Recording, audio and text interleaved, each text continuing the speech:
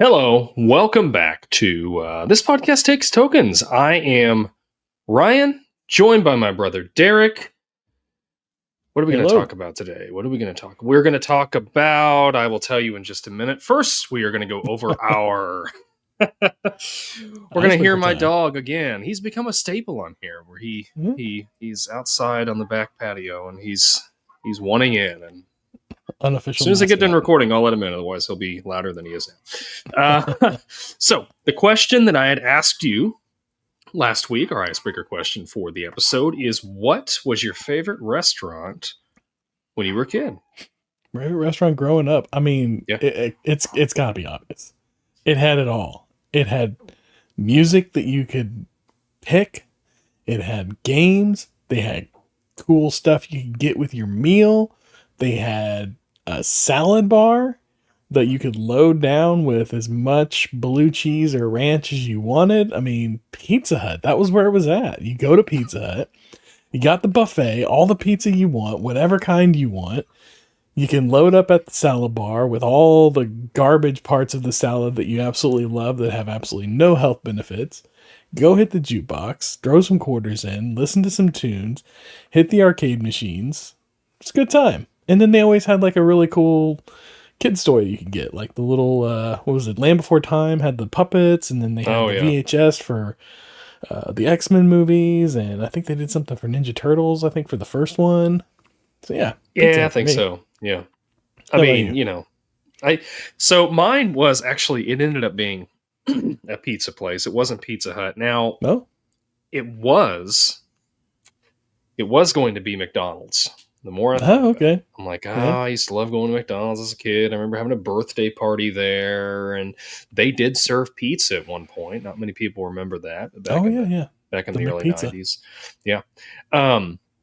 But I changed my mind earlier this week, and I decided it was a local pizza joint here in the community I live in. It's no longer a business, but it was Royal Inn Pizza. Oh yeah, Royal Inn. That was good. Yeah. And it was a little pizzeria that it wasn't little when we were growing up. Yeah, it was like a big pizzeria. They had like the full on, like dark, dingy arcade in the back. I don't know if you remember that or not. Had all these different, different games back there. And I remember they had a pinball machine. What was that? It was I don't remember. Now I can't remember what the theme was on it. Maybe it wasn't a Star Wars theme, but anyway, they had all that. They did have the salad bar. They had, you would walk in, and it wasn't like a pizza buffet. Like, somebody came to the table and they would ask you what kind of pizza you wanted, and you ordered it. And like all the tables like sat up, like all the booths set up, like you walked in, and then you kind of walked down, and there was like a level, and then like all around the perimeter, I don't know if you remember this, all around the perimeter of the restaurant where the booths were at. Yeah. And they sat up like an extra like foot and a half off the ground. You had to like step up onto there. Yeah. It was fantastic. I loved it. I loved going over there. I'd eat a little pizza. I'd go in the arcade. There'd be kids back there. Everybody'd be, I'm sure there's people making out and everything back there. But it was fun. And then they at one point, Pizza Hut won. Yeah, well, 15 or 20 years ago, they ended up leaving that location. It may have been a little bit longer than that, maybe 25 years ago. They left that location, and they ended up building like a smaller building, a different part in a different place in town, and it just wasn't the same. They still had like Pac-Man, and I think like Cruisin' USA or something for the arcade games, but like there was like, I don't know, it just wasn't the same as that old place. The cups, they were like those plastic red, like the Pizza Hut cups. Yeah, that's what they looked like. Yeah. See, I think we had two different experiences whenever I came to town. I think you got to go to the Royal Inn Pizza a lot more than I did, because whenever I came into town, we'd always go hit the Pizza Hut. I don't know if that was like I got to make the call, or if that was we got more kids, so let's go to the place where they can load up at the buffet. Yeah. I don't know. As a parent now, I totally see it as I'm going to take them to the place where I get the most bang for my buck. Right. Which is going to be the Pizza Hut. All you can eat. Yeah, sure. Yep. exactly. But Yeah. I think we did Royal, whenever we did Royal Inn, when I was there, I remember we always picked it up to go and we ate it back at the house a lot more. Yeah. So I don't know. But yeah, I don't remember that one as much Yeah. as the Yeah, pizza. I remember it. I think in that, I'm trying to think what's in there now. I think it's like a, I think it's like a payday loan or something, Yeah. sadly. It's like a But Goodwill at one point, wasn't it? yeah, it was. It switched hands a lot. Mhm. But anyway, yeah, those are our favorite restaurants when we were growing up. What was yours? Let us know. Get in the comments right now. Let us know what your Absolutely. favorite restaurant was. You can also drop us a line in the comments after this recording's done, and we will read it on the air at a later time. But yeah, we're going to get into the show. We'll tell you what it is right after this. See y'all in it.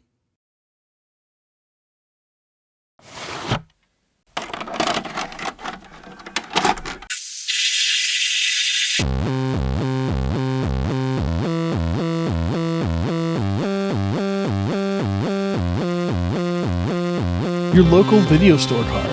A comic book in your back pocket. Games with no tutorials. Music you had to discover. And drinking water straight from the hose. These are the things us millennials remember fondly. We are the Jennings brothers. Join us after the streetlights come on as we race our bikes from the top of the hill right down memory lane. Exchange those quarters because this podcast takes tokens.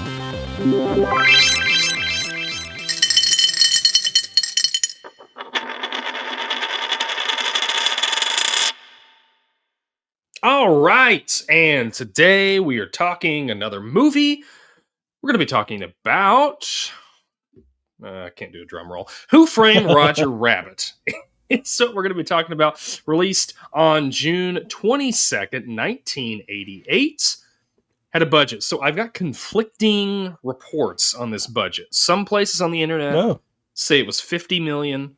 Some places say it was 70 million. I never could quite nail that down. So I'm sure I always pull mine from IMDb. So what did they say? What did it say? I think they said 70 million. I'm pretty sure they said 70 million. Okay. Well, we'll take IMDb as gospel when it comes to stuff like that. I mean, I think that should be our de facto for yeah, that's true. We'll just that's go with true. what IMDb says. Yeah, which says 70 million. 70 million. Budget of $70 million. Earnings. I'll give you the US earnings first. What do you think the earnings were for this? You're looking at it right now. I'm sure I'm looking you're at on it there right now. Okay. US earnings were just I was going to quote you to the dollar. Yes. Don't even do that. You jerk. No. US earnings were just north of $156 million worldwide. This movie made a whopping $329 million. I would say this was a hit. I loved it. I love this movie. It was a lot of fun. I remember this one coming out in the 90s. I feel like I thought this was like a 91 movie, and then I saw, like you said, like what, 88, and I was like, wow, that's like so much earlier than I thought it was. Yeah. I don't know. We're directed. There we go. Okay. I don't know how to follow. Sorry, back on track. Sorry. Yeah. Directed by Robert Zemeckis, one of my favorite directors, of course, known for Back to the Future, Forrest Gump, among other things. Produced. Did you see who produced this? Spielberg, wasn't it? Spielberg produced this. How can you go wrong with Zemeckis and Spielberg? This perfect combo. Oh my gosh, this movie was, like I said, I hadn't seen this for years. I bet I was every bit of probably 5 years old when I watched this last.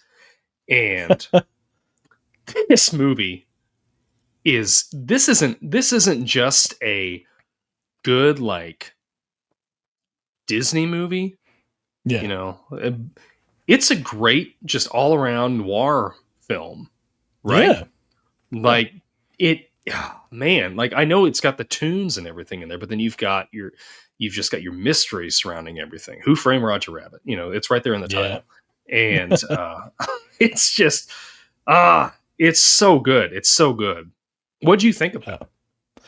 I loved it. I enjoyed it. This is always a fun movie to watch growing up. I enjoyed watching it, you know, whenever I was younger.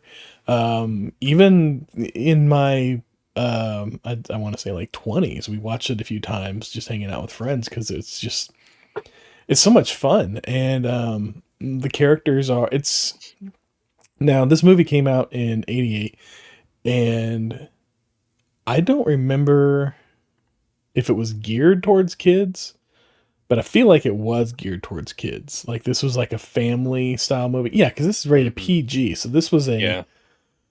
this was billed as like a family movie, but there's a lot of adult undertones here that Don't yeah. undertones. I mean, Subtext, Jessica bold-faced Rabbit. subtext. Like, what were they thinking with Jessica Rabbit? Yeah. You know? Definitely. I mean, I get it, but I think Yeah. the reason why they got away with it is because they kept the language at bay. Oh, sure, sure. They never actually really showed anything, Mhm. and then the use of like patty cake in place of anything that would have been too lurid. That was the funniest thing. When they were doing that, because like I said, I had forgotten most of this movie. Oh, really? When they were doing that, and I'm like, when he is explaining it to Roger. What is the main character's name in this? The guy, I can't Eddie? remember what his name is. Eddie. When Eddie is Valiant. explaining it to Roger, and Valiant, and Roger's like, patty cake, no, Jessica. And I'm thinking, like, this is going to be super lewd. And then he's like, oh, I got pictures. And they're literally playing patty cake. Yeah. I lost it. It was so funny. So funny. Yeah. It's like I said, that's what makes it so funny to watch even as an adult. Like this, I feel like this film, you can watch it from, I'd say probably like 8 or 9. And I mean, it might be, yeah, it depends on your parenting style, but you could probably get away with watching it from like 8 or 9 all the way through being an adult and having your own kids. And it's a totally different experience with each viewing. And it transcends that, like, I think it transcends age in that way, which is kind of what they try and do with a lot of these movies that are live action kids movies that are taking themselves a little more seriously, as they're trying to bridge that gap and be a movie that everybody can watch. And I feel like this almost pulls it off. And I only say almost because you're definitely not going to sit down and watch this with like a 4-year-old, even though a 4-year-old would sit and watch it and probably enjoy it to some extent. At least the animation part of it. Wouldn't understand it, but would enjoy it. And you may be planting some subliminal or subconscious seeds. I don't know how parenting psychology works, but I probably wouldn't show it to my 5-year-old, even though I think we did show it to my 5-year-old now that I think about it. But yeah, this movie it's the perfect mix, like you said. It's the perfect mix of like noir and a little pulp and some cartoons and puppeteering. I mean, it's amazing. I mean, great blend of just the animation, puppeteering, and live action for one. It's just it's amazing that they were able to pull this off. And I was looking at some of the behind the scenes stuff on it, and it's just crazy that the lengths that they went to make this work. I mean, one guy described it. He described it perfectly. He said, we are making a live action film at the same time that we're making an animated film. Yep. At the same time that we are developing the technology to make both of these films happen. And I was like, yeah, that's about how that goes. That's right. It's like, talk about jumping out of the airplane and assembling your parachute on the way down. Yeah. Yeah. I mean, and I had that in my notes, like some of these scenes where the Toons are like knocking into things. Yes. And, and they're interacting with the real life environment, and somehow with Disney magic, they were able to make it look like they were actually in this world. Yeah. And it's done so well. It is so believable. And I mean, if there's any universe in a movie that I would want to live in, this would be a very interesting universe to live in, right? Yeah. I mean, it'd be fun. You've got for sure.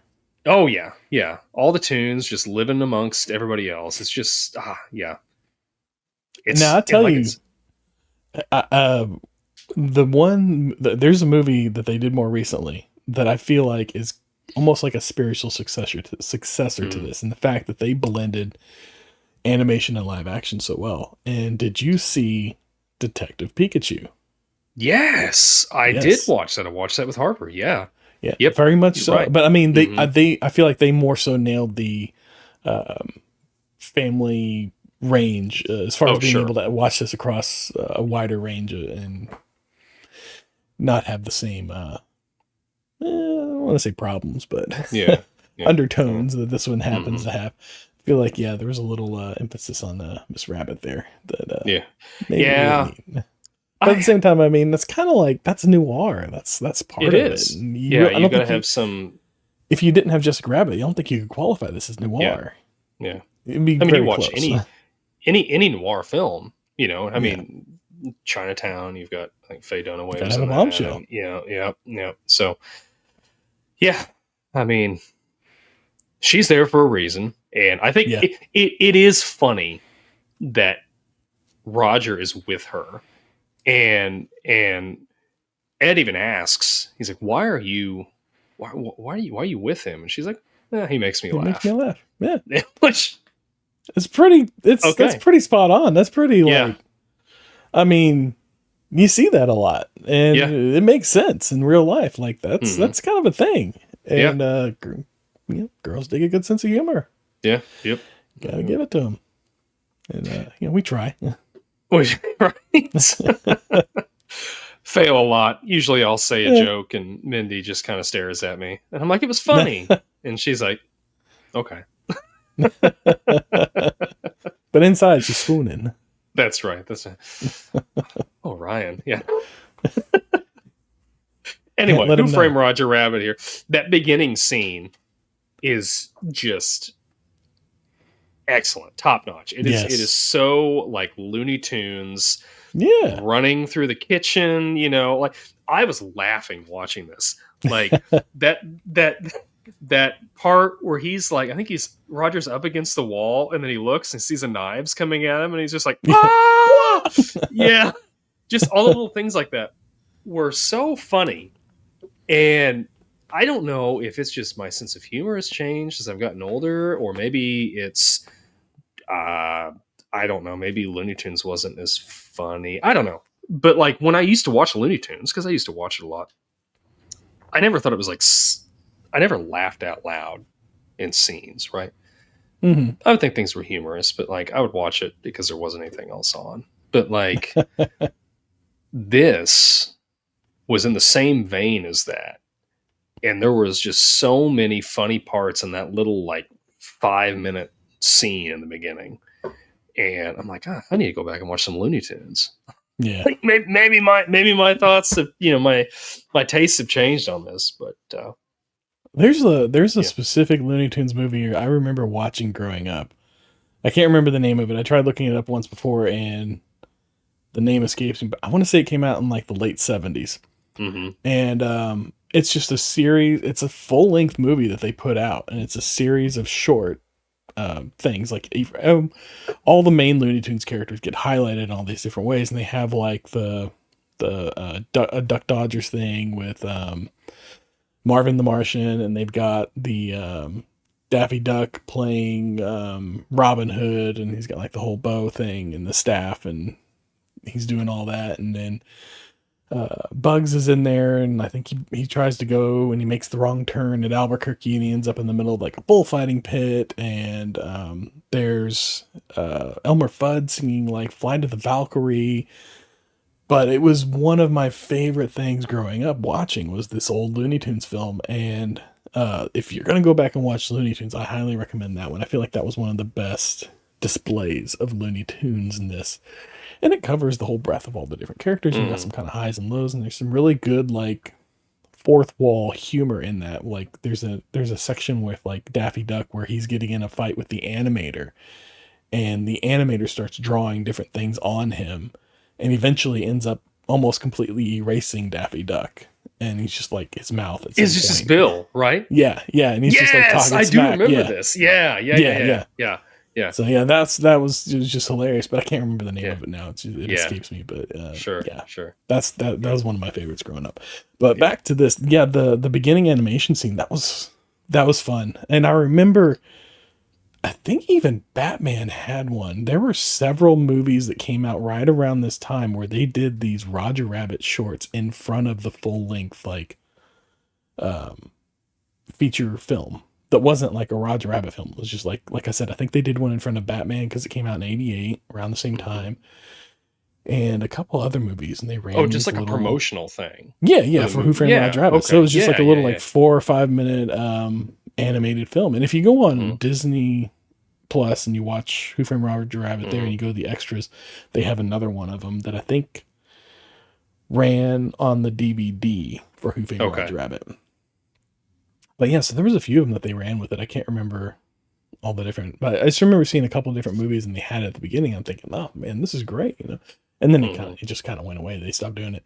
But and then that transition they do from whenever the refrigerator falls on his head, animated, and the door opens, and suddenly we're in the real world, and it's like a real refrigerator that blends in pretty seamlessly to that animated scene. I thought that was a great transition. And it just brings you right into the movie, and suddenly you're ready to go. And you've got the legs, guy on stilts walking with the legs in the background is like the mom woman or whatever. That was great. I enjoyed that. Yeah, and the I don't think it was the producer, but the guy that's sitting there, he's like, just starts talking to Roger, you know, like the director. It was the director. You know, he's yelling at him because he can't get stars. Stars, not not birds, stars. Not birds. We need stars. And then, of course, you know, Herman's like, come on, Roger. We've done this how many times? Which that was really funny because you see this, you see him, and you think, oh, it's this baby. No, it's this grown man. I think at one point he says he's like, I'm 40 years old, trapped in his body. Yes. That was great. Yeah, it was really good. Yeah. So what was probably like the animated gags that they pull, like, you know, I don't want to say gags, but the animation interacting with the real world. What was probably one of your favorite displays of that interaction? If you can, quick. It was. I think it was when Judge Doom first takes the shoe and puts it in the vat, and the way he does that, and it just starts like the vat starts changing colors like as he's sticking it in there. That was really cool to me. And anytime they had any of that stuff, because like the liquid that he had, like I can't remember what it was, like paint thinner or turpentine, a couple other things. Like that was all like real, you know. And then when it interacted with any of the animation, just the way it did that. And another one was, I know you asked me for one. I'm going to give you two. No, that's fine. Give me two. The other one was when they had the holes. Oh yeah, the holes were cool. They were really funny. Like it's a box of holes, you know, and then they portable holes. Portable holes. But you know, they slapped it on something, and then they like stick their hand through it or whatever. And it was that was really cool, the way that they had figured out how to make that look, you know, believable, convincing. Yeah. What about you? That's weird. I think I was thinking of where Eddie is. Roger comes in after he's been framed. Roger's in Eddie's apartment, and he hears the weasels at the door, and he's got to think quickly. And then the weasels come in, and they're ransacking the place looking for Roger. And Eddie's got him in the water that he's doing his laundry in, and he keeps popping back up out of the water. And at one point, he pops up and he spits out water. And he actually spits out like actual water spitting out of his mouth. And I think a little bit like hits him in the face or something, like hits Eddie in the face or something. And that was a great little, like, just seamless blending of the two worlds, which I was watching one of the behind the scenes, and that was like they developed a puppet, like a little animatronic thing for that. And he would push it up and down in the water or whatever, and it had like a little spigot, and it would spit out water. And then they just animated over that. super. So Yeah, they yeah. animated over the top of that. And it was the same thing with Baby Herman, you know, like that scene where he's in the stroller outside of Eddie's Mhm. apartment with his, I guess his wife. I don't know who, his caretaker, whoever that I was. think it I was hope it like wasn't his wife. it wasn't his wife, but I think it was like it was almost like a girlfriend. I Yeah. think because he doesn't treat her well. He's like smacking her No, yeah. rear and and all that Sweetheart and all stuff. that. Yeah. Yeah, yeah. So that whole part, he's got the cigar the whole time. And it's a real Mhm. cigar and it's like smoking and everything. That's like this little like wireframe robot arm that's holding out the cigar and moving it. And they've got this whole contraption built around this puppeteer's arm. Mm. And his arm acts as that wireframe. And every way that he moves his arm, that wireframe moves in response. So he's animating the cigar for Mhm. Baby Herman. And then the animators just go in and they animate over the top of that Baby Herman holding the cigar and doing the whole thing. And that's crazy to me that they It's thought about that. incredible. Like Yeah. this movie is just for that Oh is yeah. worth watching again and again, I think. Like cuz this is No one I CGI. no CGI. This Yeah. is one I will go back and watch again, you know. No, It absolutely. is it's just yeah. It is like movie magic. Oh yeah. Like when they talk about movie magic, like it is like at the It's a display peak of of it. that. Yeah. Yeah, it is. It's just it's so good. It makes the movie so much better, and it just I don't know. I can't heap enough praises on on that part of this movie because Yeah. that is it's done so well. And all the little Easter eggs, like scattered throughout this Mhm. film. I mean, no, with Easter right around the corner, no pun intended, rabbits Yeah, and eggs and all that, but sure, sure. Easter eggs just scattered throughout this whole film. Like you got like Betty Boop in the club, and you got the Hmm. penguins. I think those are the same penguins from what is it? Mary Poppins that Yep, they what's his are. name Uh huh. dance with. Yeah, they're serving Yep. everybody. Hmm. That whole Dick Van thing Dyke with dance. Donald Yeah, Duck and Daffy Duck going back yeah. and forth on the pianos, that was great. That was Yes. probably one of my Oh, favorite things was watching that those was two funny. Yeah, because yeah, they're just both so like cantankerous and they're just yeah, like going at each other. yeah. And then Donald gets like super eat. Was it Donald or was it Daffy? I It was think it was Donald that Donald. finished it off. Yeah, Yeah, that finish it off yeah. with the cannon. Yeah, and then they just pull them both off stage. It was Which great. is I love that.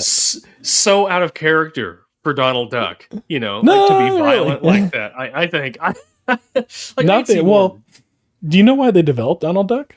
No.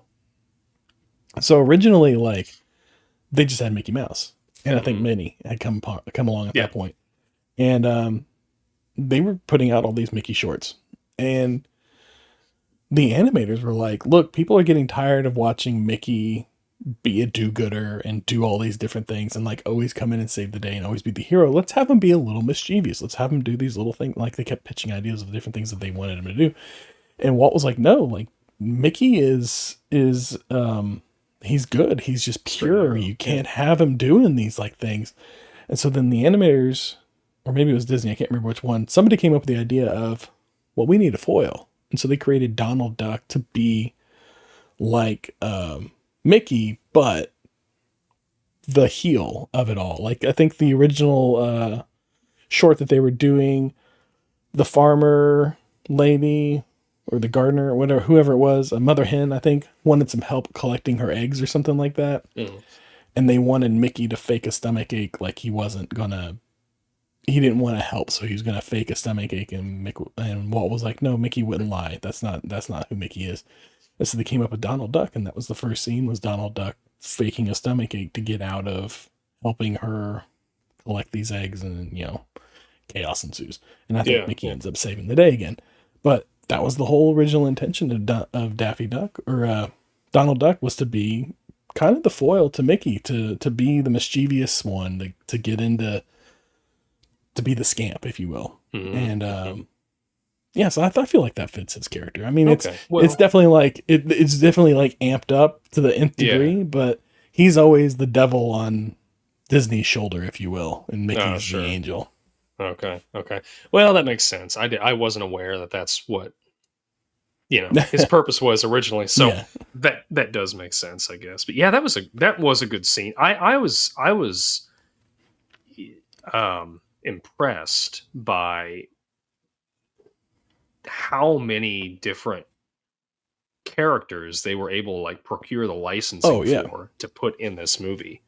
yeah. Because you got not only the Warner Brothers and like Mel Blanc, like Mel Blanc's voice. He lent his voice to this film. He did voice work for this film. And the Disney characters, you got Tex Avery's characters in there too, like with the old Betty Boop and the Drippy Dog is the elevator guy and everything. Yeah, it's just a great, like, bringing all these classic characters. I mean, you couldn't do that today. I don't think you could do that. You couldn't. No. There's no way. You know, these studios, I feel like, are more like, especially with streaming services and stuff now, you know, it's like, we can't, like, we've got to keep our own intellectual Squeeze every properties for ourselves and not, you know, let's not collaborate and just try to make something fun for, you know, John Q. Public. But this is the 80s and we had that. And, you know, I gotta say though, the rewatching this movie, this is the first time that I really paid attention to the whole Cloverfield or Cloverleaf plot that they had going on.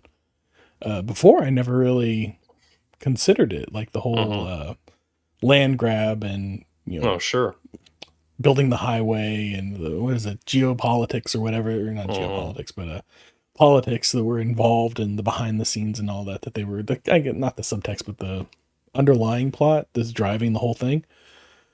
I never considered that before. And then I'm watching it this time. I'm like, it's everywhere. It's all throughout. How did I miss it before? I bet it never stuck with me. I just never connected it for whatever reason. And then this time I noticed it, like right up at the beginning, there's Cloverfield here. There's Cloverfield here. It's being talked about here and here. And I'm like, how did I miss this before? I need but you mentioned that I hadn't really, you know, I hadn't paid much attention to that. Like I knew that was the underlying, you know, theme, but like I hadn't really noticed there was a bunch of it. So I need to go back and watch it again and look for that. Yeah. Which, you know, this whole thing, it makes the judge even more sinister, right? Yeah.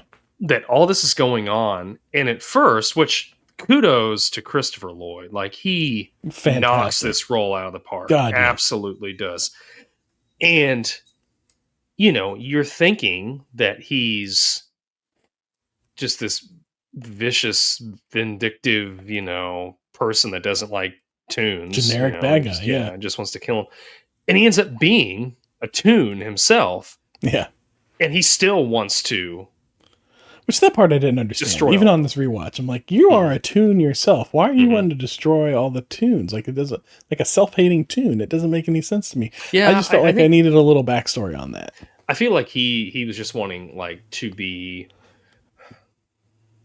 maybe like the best Toon or like the only Toon left, you know, or something to make himself more like, look how powerful I am. I'm the only one here, you know, or whatever. Maybe.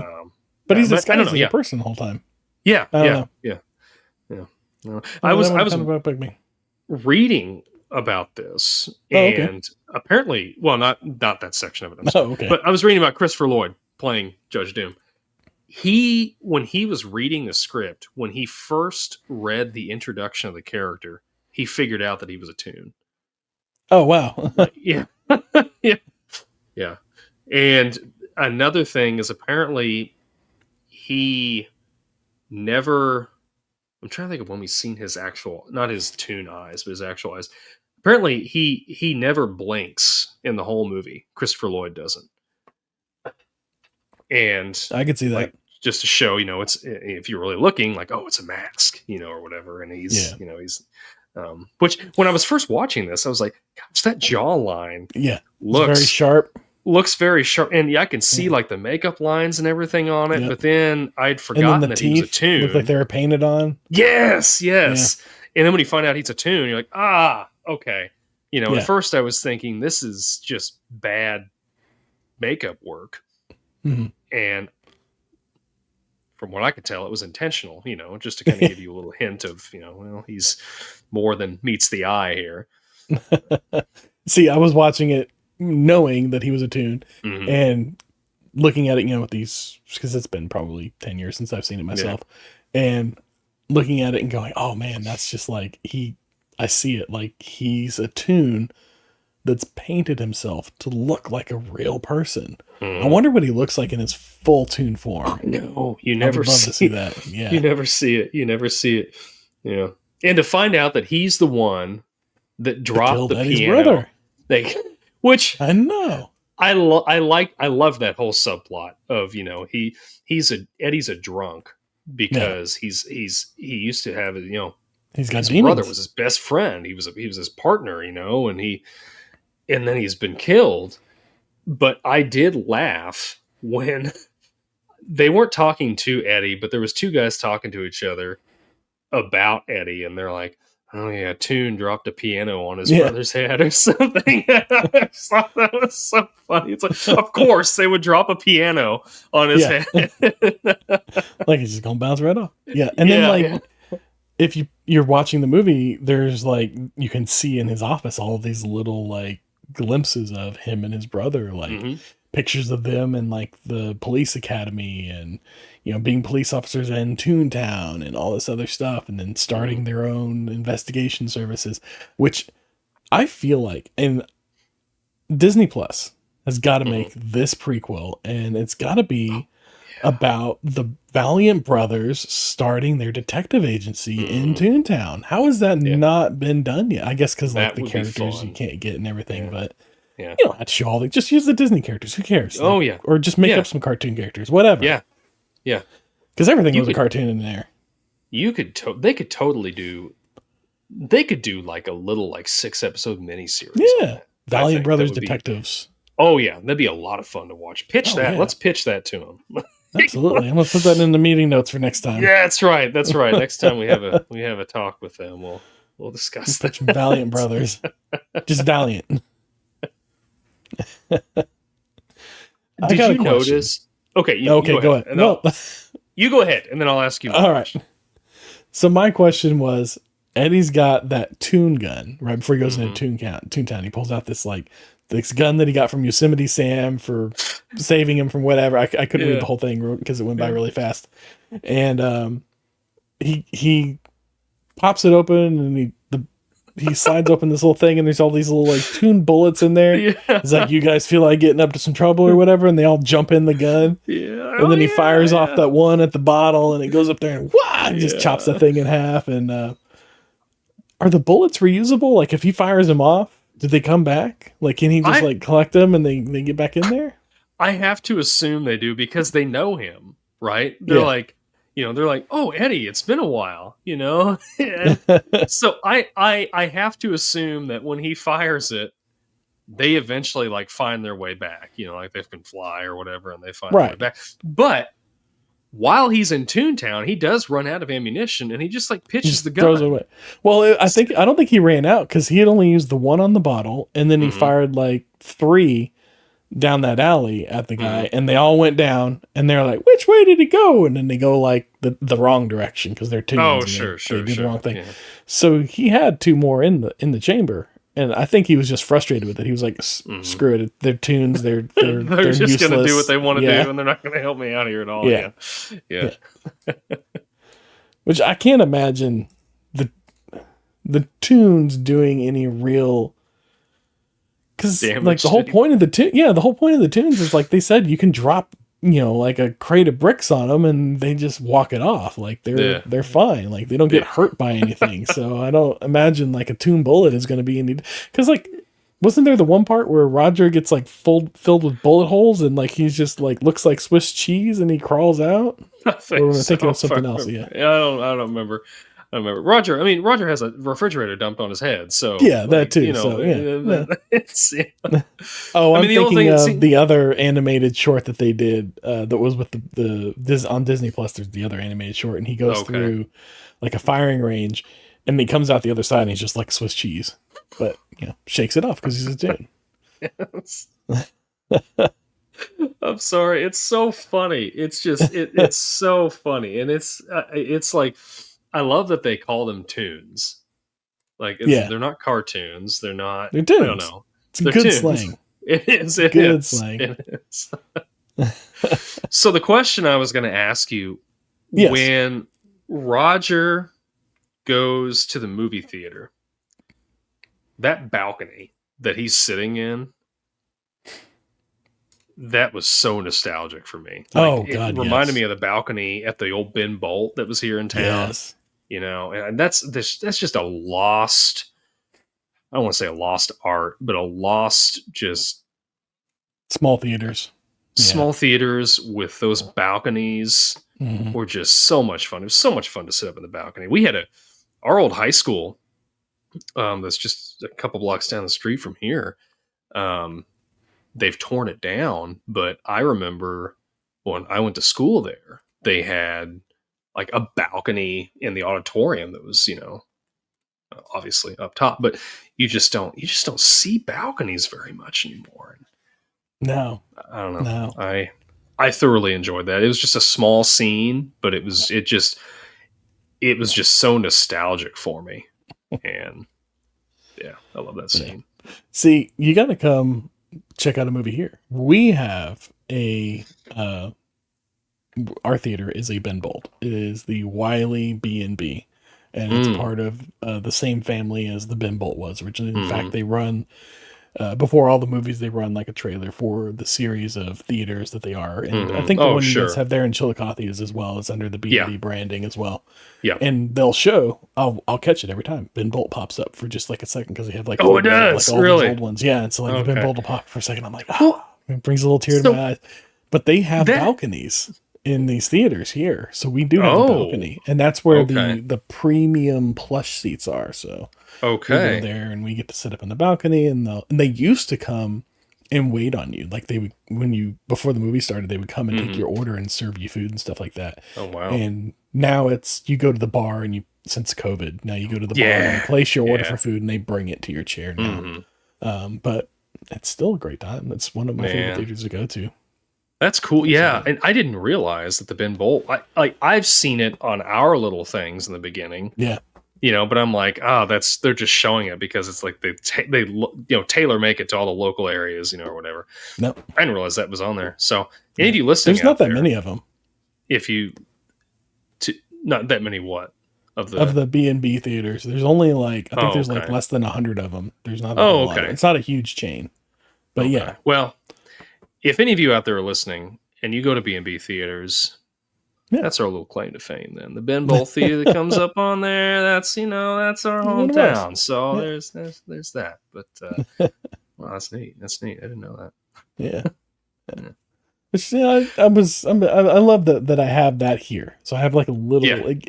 It always brings me, like, I go there, I feel a little sense of nostalgia just going there and watching the movie. It feels like I'm going home a little bit, and I love it. Sure. Yeah.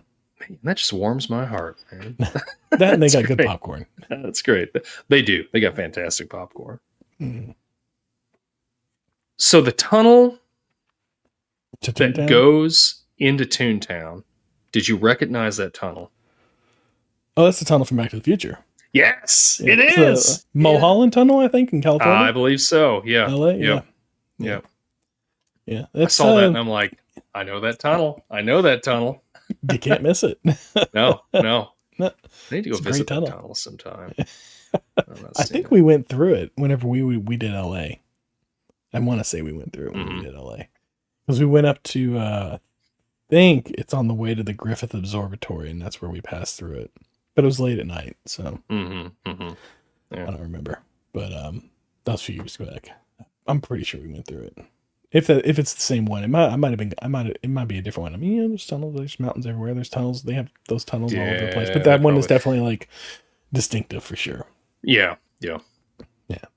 I like to think it was. I'm pretty sure it's Back to the Future. That's the Back to the Future one for sure. Yeah. It's they're all using the same backlots. Oh, sure. Yeah. Same filming locations. It's Zemeckis. I'm sure he's got preferred. Oh yeah, he's like, I know a tunnel. I know. Yeah, I know a tunnel. Yeah. We just used it last. I think didn't BGF2 came out. It was 89 and 90. Was it 89? Okay.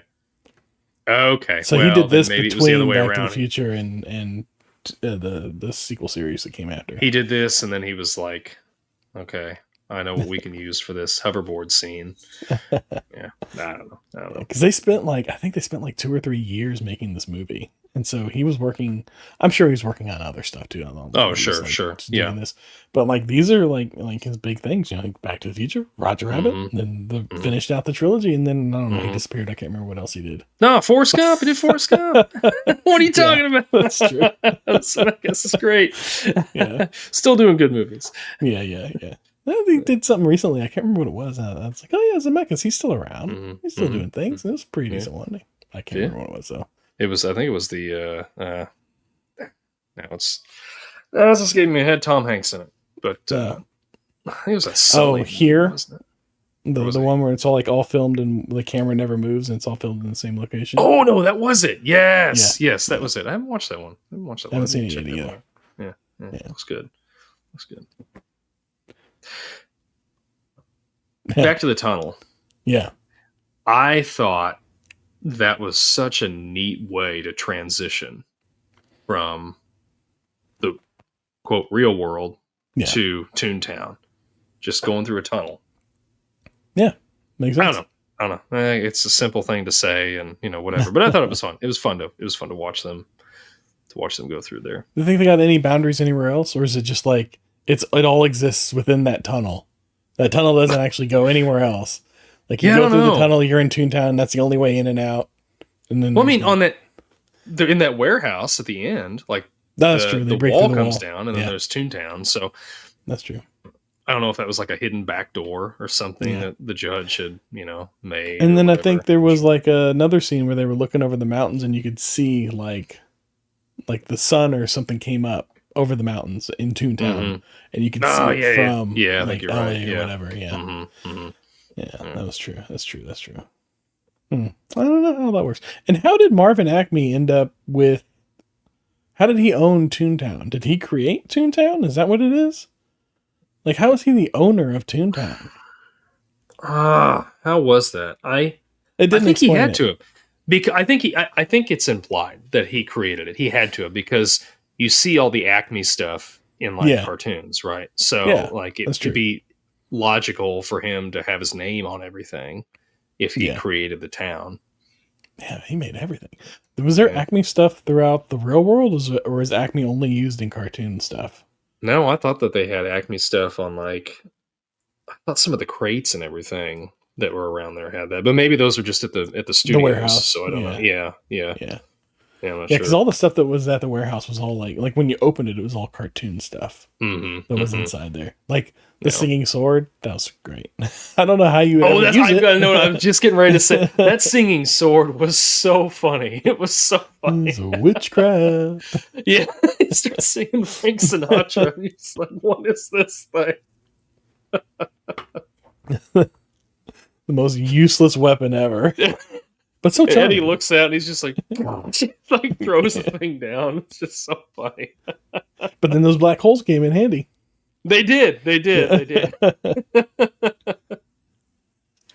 I thought that last scene was, I mean, not only did it look great, it was fun to watch, but then like that scene with the sword, when the weasels literally laugh themselves to death. Yes, that was great. And that one's like pulling at it, like trying to hang on, and just gets away anyways. Or the last one that as he dies, he's like, he flips the little switch and he says something. He's like, bye bye, and then makes the thing come back around anyways. Yes, yeah, that was great. Yeah, that's probably one of my favorite little weasel deaths. Yeah, those weasels were fun. They were fun. Yeah. They were good little villains. Good foils. Yes, exactly. Yep. Good little henchmen for sure. Mm-hmm. Yep, I like that. I enjoy this. I like whenever they're like, I think it was within the same scene, and like Eddie's doing the whole like, juggling of the stuff and kind of like doing his little rhyme and everything, and he's like, what does he say? Like, I'm bouncing off the walls.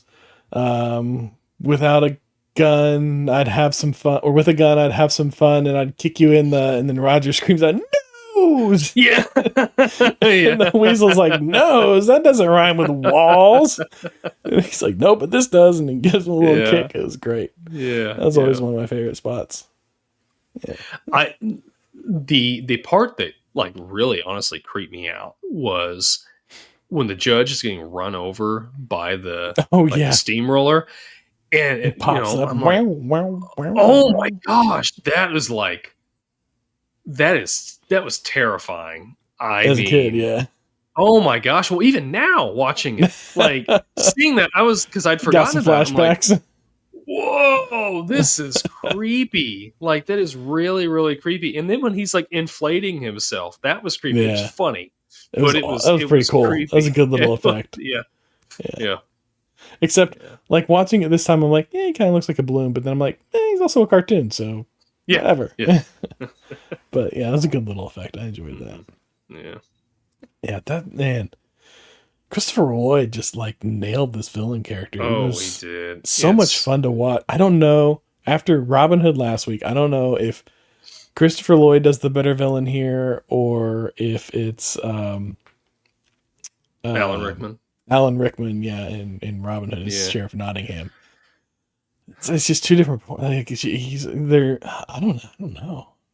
It's hard to compare because one's like more of a campy. Like well, yeah, exactly. Like the Alan Rickman is like there's funny parts and he does a fantastic job, but he's kind of serious.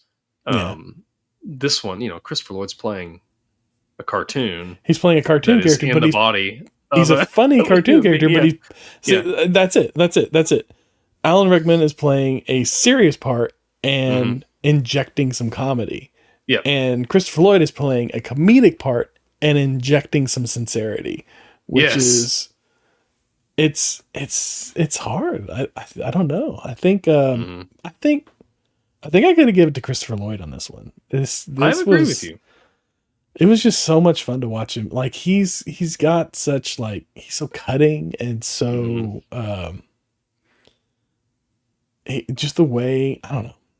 I can't. It's ineffable. I can't describe it. You got to see it. He does such a great job with his character and like the pitch of his voice and like how he transitions out of that like serious judge character into the megalomania, this just like insane, crazy cartoon, bloodthirsty character at the end. With like can somehow turn his hand into a saw blade on an extension pole, which like whenever he starts like flinging it and like making it get bigger and go out further and everything. Yeah. Oh my god, that's like a superpower. It was great. I mean, I after watching this, as much as I am a fan of Back to the Future, and even his role in Taxi is great. Like Christopher Lloyd's I think he's just an underrated actor. I really do. But I would put this up there as maybe his best performance. It's really, really good. It's really good. It's pretty good. Yeah. Best performance. Ooh, I don't know. Like, what about Uncle Fester and Addams Family? That was a pretty good one. That was good. Yeah. That was pretty you're right. Undervalued for sure. He's got some good ones throughout his career. Man, I think what it is that he can define a character so well. And yeah. I don't know. I think you know what? I still think it's Doc Brown for me. Do you really? It's Doc Brown. I think it's Doc Brown for me. Okay. Yeah. I mean, Doc Brown, that it clearly is the most iconic character, I think, is Doc Brown. And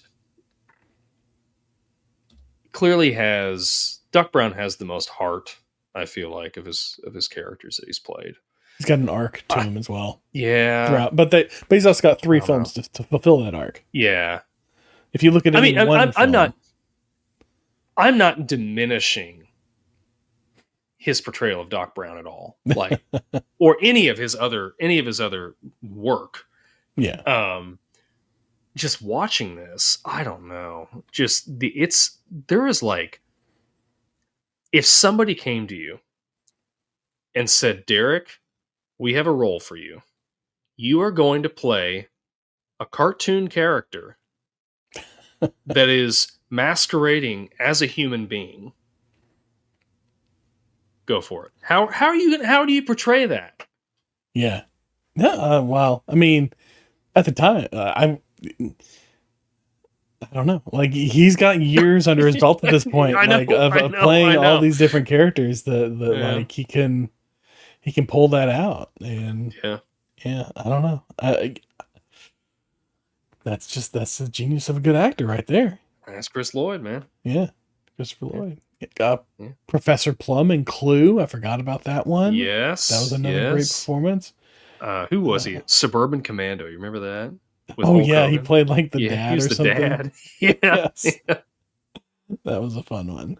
Yeah. Oh man, yeah, that's like, I don't know. Yeah, great. I mean, yeah, great actor. I'm gonna stick with Doc Brown, but only because he gets 3 films and has a great arc across those 3 films. If you give it to any one specific performance in any one specific movie, yeah, it's The Judge. Closely, though, Fester. I really liked him as Fester Adams. But Fester's over 2 movies, though. But picking either one of the 2 movies, it's the second movie. Where he sure, kind of sure. He the first movie. The first movie where he starts out bad and he does the turn and comes back around to being their Fester. Yeah. I think that's the order for me. It's gonna if it's single movies, it's Who Framed Roger Rabbit, Addams Family, and then Back to the Future 3, only because I like the Western aesthetic. Back to the Future 3 is, I don't know, it's not a popular opinion. It's probably my favorite of the trilogy. Oh, absolutely. Yeah. I would not say that is an unpopular opinion. Yeah. I think that is the right opinion. That's the right opinion. That's right. So you're also forgetting, not as well heralded, heralded's the wrong word, not as popular of a movie, but he was the villain, another villain. DuckTales? DuckTales. Yes. Dennis the Menace was what I was going to say. Oh, okay. I don't remember Dennis the Menace. I don't think I ever watched that one. Yeah, I think I watched it once when it came out, but I never really watched it. I never really paid attention to it. Well, she does a good job in that. I mean, there's like a fart joke in there, which we talked about in the Knight's Tale episode. It's kind of like, kind of fall flat, but still Chris Lloyd. All right. Well, he also played the villain in the DuckTales animated movie, Treasure of the Lost Lamp. He played the voice of the villain there too. Okay. All over the place. Yeah. Man. Gosh. Good actor. Good actor. Yeah. There we go. Great movie. Who Framed Roger Rabbit? Yeah. It's good. If we had a Mount Rushmore for childhood actors, he's up there. Sure. He's definitely up there. Absolutely. 100%. Yeah. Yep. Absolutely. Yeah. I don't know who else we'd have up there. Maybe that'll be something that we can. Oh yeah, we can come up with our Mount Rushmore. Who's your Mount Rushmore of childhood influences? Period. I gotta have Weird Al up there. Yeah. Oh. I don't know. I gotta think about that. That's an episode to come. That's an episode for sure. I like that idea. Yeah. I'm gonna put that in the show notes. We're gonna have an episode for Mount Rushmore. That's right. Yeah. Oh Mount Rushmore childhood influences. Yeah. Right. Wow. Thinking of episodes on the fly. Right? That's right. Live. Yeah. Here you go. That's right. Anyways, you got any final thoughts on Who Framed Roger Rabbit? I don't think I can say any more. It's a good movie. It's a great movie. All right. It's great. I enjoyed it.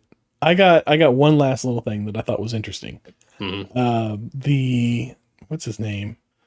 So all the actors that played voice parts, like major voice parts, like Roger Rabbit and Baby Herman and a couple others, were actually on set to read their lines and interpret the part the way that the performance, the way that they think they see it.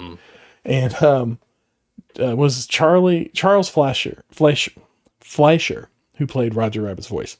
He came on set and they had him a costume to look like Roger Rabbit. Like he That's had awesome. the pants, he had like a Yeah. little fuzzy vest, and he had like was it a Kanga hat with like the rabbit ears on it, like a white Mm, fuzzy Kanga hat with like that's white great. Roger Rabbit ears on it, and he was just bouncing around on set and being Roger Rabbit and everything in all the scenes. And there was an interview. I was watching one of these behind the scenes things, and they were interviewing all the different people about it, and they were talking about it.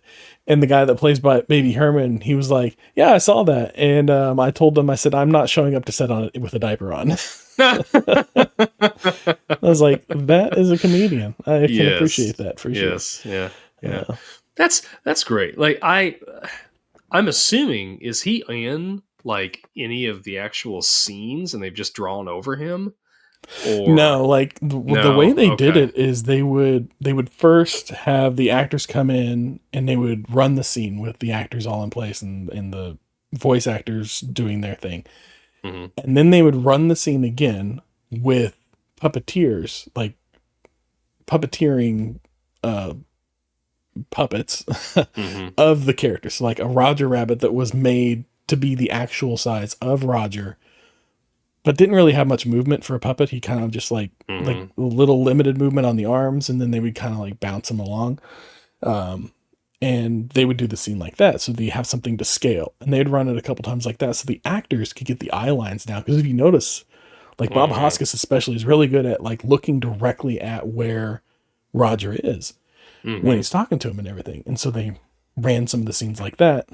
And then they ran one final take, or however many takes it took, without either the actors or the puppeteers in place, running the scene with the different, like some things would be puppeteered, like the gun would float and then they'd animate Hmm. over it, or like whatever the wireframe stuff is that they'd have to like do to the prop stuff to make props move on the set and everything. And then they paint over it with the animation. But that's how they ran it. So they ran it in that progression so that the actors could first get used to acting in the scene with somebody, and then they Hmm. would act to a prop that represented the animated character in scale, and then they would act it without anything in there, and it would get animated That way over. they But could that's just how draw they over it got, and not have to. Yeah. yeah. And then that's how they Wow. got like good eye lines and everything. And Bob Hoskins was talking about that in one of the interviews. He's talking about how like in a lot of these things where they put animation in with live action, the people would be looking at the animated characters and you can just see that they're looking through them or past them, or their eye lines aren't meeting up just right. And he was like, the way they did it here, I had total confidence in exactly where I needed to look for my scenes, so that whenever they animated over it, I'm looking directly at Roger's face, and it was just amazing. And he was talking Hmm. about all this, and it is like it's amazing. His eyes line right up with Roger's, and like you completely buy into Roger being in the scene with him. And Yeah. the other cool thing that I thought was neat is not Bob Hoskins, Robert Zemeckis had Bob Hoskins train with mime performers. So he learned mime so that whenever he's doing these scenes without anybody in the scene with him, he could mime, he could grab Roger like by the neck and actually Oh yeah. mime that just right so they could animate into it, or like be Hmm. pulling Roger around or being pulled around by Roger. And so he went to like mime school for a little bit to learn Wow. how to work in the space, which I was just like, That's, this is incredible. Like the links they went to on this film are just man. incredible. But it shows, and that's kind of the point, is like they went through all this tremendous effort, like moving heaven and earth to make this movie basically, and it paid off Hmm. Hmm. in dividends. And Yeah. it works. It works great. It's I dare say timeless. Like it still holds up. It's still a great Yeah. movie to watch. Absolutely. Like we Yeah. look at some of these older movies that have like special effects in them, and you're like, I can kind of Hmm. tell. And I mean, Yeah. yeah, you can tell. Like it's animated. Like it's going to stand out as animated. You're not going to get around Sure. that. That's just how that is. Sure. But the way they animated them, they gave them like a little bit of a 3D look. They kind of rounded things Hmm. over and gave it a little bit of a 3D look, a little bit of dimension, and then the way they put it in the film with the live action, it works, and it works great, and it holds up. And see, I think that's the thing. Like, I think the theme, like the story of the movie, with it actually, the story revolving around tunes, Yeah. like it makes it more, like you're saying, timeless. It's not like they're just like throwing a drawing into some movie. Like, Yeah. when you've got cartoons as being the central focus of the movie anyway, like it, I don't know. It's just, it's a multi-layered thing that you're right. Yeah. It's just, it's a timeless movie. And the fact that just, they took risks with the animation too. Like Yeah. they didn't just film flat, stagnant scenes and then animate over that. There was camera movement involved. Like the camera's moving, panning around. Sure. And animation is happening on top of that and keeping pace with it. And they're changing perspective within the animation as well as within the shot is artistry at its finest. That's just Disney magic at its finest, really. Yeah, it really is. Yeah. Well, I had one more thing that I forgot about that it's real quick, but so the password that Eddie had to give when he went to the ink and paint club, did you notice what he said? I can't remember off the top of my head. It's Walt sent me. And That's that was right, obviously yeah. it was just a nod to Walt Disney, but Yeah. I thought that was pretty neat that, Walt sent me. Yeah. Like nobody's gonna guess that. Yeah. Exactly. You're not gonna crack that code. Yeah. Well, I had fun. Yeah. Before we wrap this bad boy up, let me give you the icebreaker for next week. Before you do that, hang on just a second. Sure. I do have one comment from the week. And it was on our Teenage Mutant Ninja Turtles 2 episode. It was our buddy Will Ford. He said, hey guys, congratulations on a year of great content. Like you guys said in the episode, I loved Secret of the Ooze better than TMNT 1 when I was a kid. As an adult, I completely agree. It's not as good as the original film. And Ryan, you're not missing much if you ever get around to seeing the third film. That being said, Secret of the Ooze has my favorite bit of dialogue of any incarnation of Turtles. It's the scene where the three turtles are searching the junkyard for Raphael. Donatello says the perimeter's quiet. Leonardo, yeah, a little too quiet. Then Donatello knocks 2-foot soldiers out, and he says, well, that was easy. Leonardo says, yeah, a little too easy. Then Donatello says, look, it's Raph. And then Michelangelo says, yeah, a little too Raph. It makes me smile every time, is what he said. So, thanks, Will. We appreciate the comment. Thank you. I know we were talking about Will a couple episodes and how we were mentioning some of the, I think, the Knight's Tale episode about how he made the suggestion for that one. And,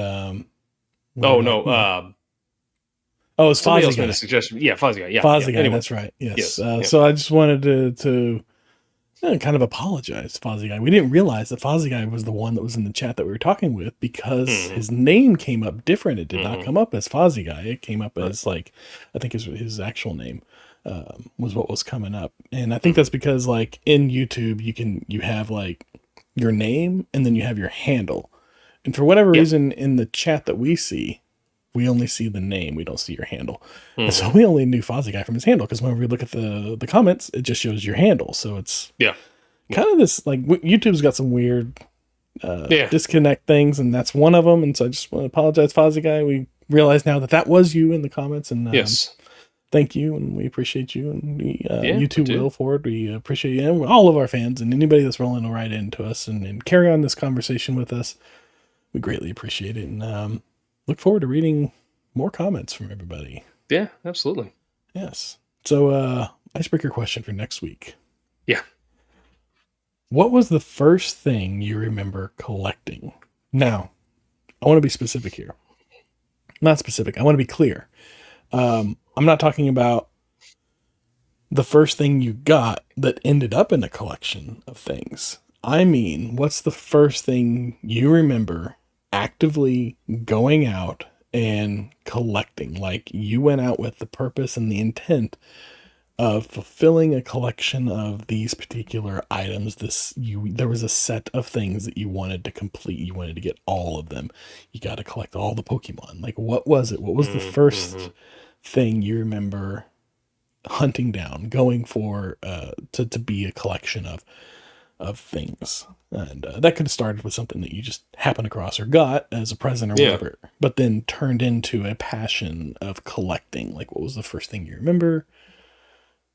Actively collecting. And Okay. we'll talk about that next week. Yeah. When we come back. Favorite thing to collect. I kind of like this one. Anyways, thanks for all your support, your comments, your likes, shares, thumbs up, heart emojis, all that fun stuff. Remember, keep those tokens handy. I've been Derek, my brother Ryan. This podcast takes tokens. I'll get it right one day. Be kind and rewind, and we'll see y'all next week. That's all, folks.